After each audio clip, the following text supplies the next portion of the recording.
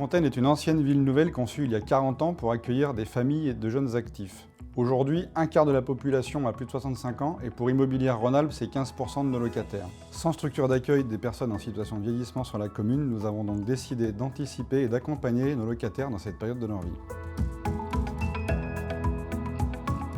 L'ensemble de nos locataires vivant seuls ou en couple dans des logements de type 4, 5 ou 6 ont été identifiés. En effet, lorsque la perte d'autonomie survient, beaucoup d'entre eux n'ont pas la chance ou la capacité d'être aidés et l'entretien d'un grand logement devient impossible.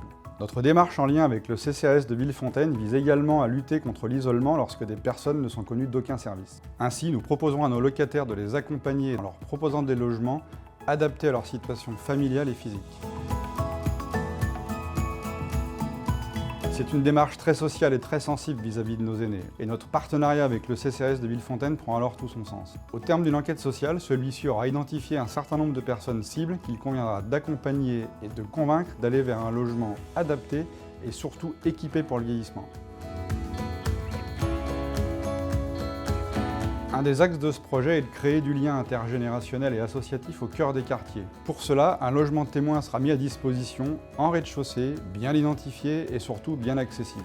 D'une part, ce logement sera aménagé avec l'ensemble des équipements que nous proposons de développer dans nos types 2 et 3. Ce lieu doit être un terrain d'expérimentation.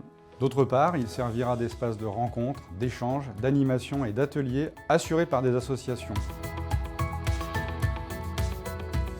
Beaucoup de nos locataires vieillissants ont des droits, des aides, des solutions qui peuvent être mobilisées, mais ils ne le savent pas.